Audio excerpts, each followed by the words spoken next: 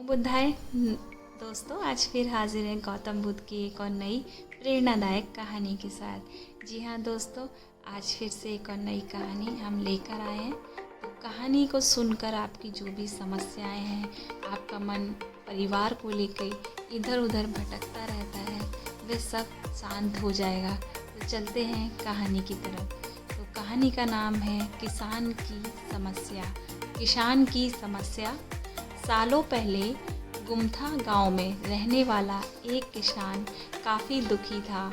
वह अपनी जीवन की छोटी छोटी परेशानियों को लेकर उदास रहता था और अपने दुख के बारे में लोगों को बताता फिरता था। एक दिन उसे किसी ने सलाह दी कि तुम गौतम बुद्ध के पास चले जाओ, वे तुम्हारी समस्या का कोई ना कोई हल ज़रूर निकाल देंगे। उस व्यक्ति की बात सुनते ही दूसरे दिन वो किसान सीधे महात्मा बुद्ध के पास पहुंच गया। गौतम बुद्ध के पास पहुंचकर उन्हें प्रणाम करते हुए उसने बताया कि मैं एक किसान हूं और मैं खेती करके जीवन यापन करता हूं। मैं यहाँ अपनी समस्याओं का समाधान लेने के लिए आया हूँ। दरअसल कई बार हमारी फसल अच्छी होती है तो कभी बिल्कुल भी नहीं होती। इससे मैं बहुत परेशान हो जाता हूँ। इतना कहने के बाद किसान ने आगे कहा कि मेरी पत्नी है और मुझसे बेहद प्रेम करती है, पर कभी कभी वो मुझे बहुत परेशान करती है। उससे मैं तंग आ गया हूँ और कभी कभी लगता है कि वो मेरे जीवन में नहीं आती तो मैं कितने अच्छे से रहता। इस तरह वह अपनी सारी परेशानियाँ महात्मा बुद्ध को सुनाता रहा। जब तक किसान बात कर रहा था तब तक गौतम बुद्ध एक शब्द भी नहीं बोले। वो बस ध्यान से किसान की ही बातें सुन रहे थे। परेशानी बताते हुए किसान बोलता है कि मेरा एक बच्चा भी है, वो है तो काफ़ी अच्छा है, पर कई बार मुझे परेशान करता है और मेरा कहना नहीं मानता। उसके ऐसे व्यवहार से मुझे लगता है कि वो मेरा बच्चा नहीं। ऐसा कहते हुए किसान अपनी सारी परेशानियों को बताता गया। इस तरह किसान ने अपने जीवन का सब कुछ जो उसे सताता और दुखी करता वो गौतम बुद्ध को बता दिया। जब किसान के पास उन्हें बताने के लिए कुछ भी नहीं बचा और उसका मन काफ़ी हल्का हो गया, महात्मा बुद्ध से सब कुछ कहने के बाद वो उनसे अपने परेशानियों के समाधान की उम्मीद लगाए बैठ गया था।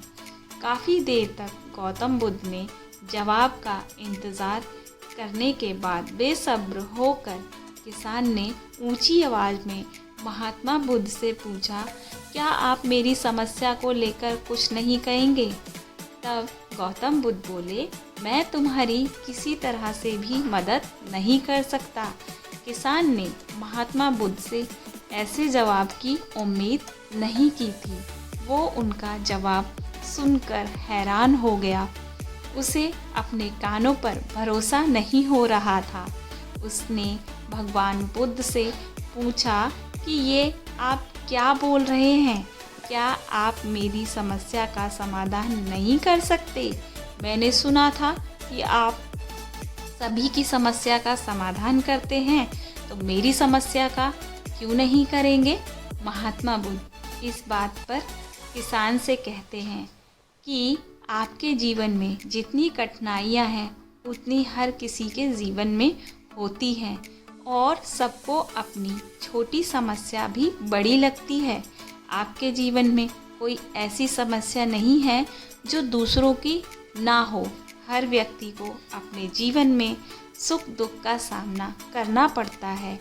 हम चाहें जितनी भी कोशिश कर लें, लेकिन हमारे जीवन में सुख और दुख दोनों आएंगे ही। कई बार हमारे अपने हमें बेगाने लगने लगते हैं तो कई बारी बेगाने हमें अपने लगने लगते हैं। सभी का जीवन ऐसी समस्याओं से घिरा हुआ है जिसका कोई समाधान नहीं है। अगर किसी के जीवन से एक समस्या आती है तो दूसरी समस्या चली जाती है।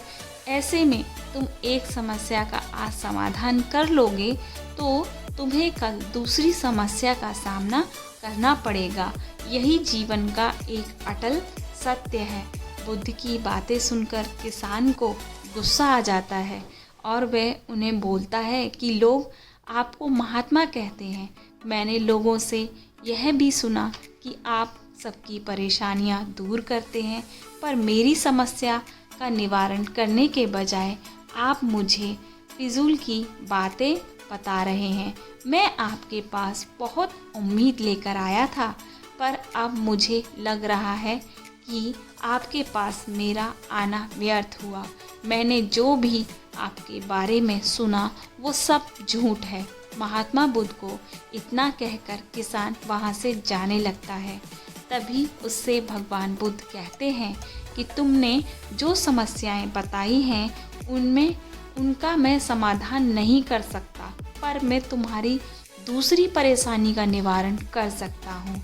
बुद्ध की बातें सुनकर किसान हैरान हो गया और बुद्ध से कहता है कि मैंने जो समस्या बताई उसके अलावा मुझे कोई और समस्या नहीं है, और है भी तो मुझे उसका ज्ञान क्यों नहीं है। बुद्ध उनसे कहते हैं कि आपकी समस्या यह है कि आप नहीं चाहते कि आपके जीवन में किसी तरह की समस्या हो, खुद को किसी तरह की समस्या ना हो। यह सोच रखना ही दूसरी समस्या का कारण बनता है।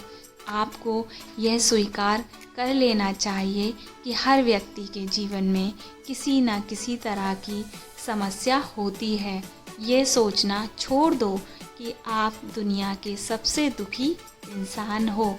आपको अपने आसपास के लोगों को देखना चाहिए, क्योंकि बाकी लोग भी किसी न किसी चीज़ से परेशान और दुखी हैं। जीवन में सुख दुख आकर ही रहेंगे, उसे कोई नहीं बदल सकता। बस तुम्हें दोनों ही स्थिति में खुद पर काबू करना होगा।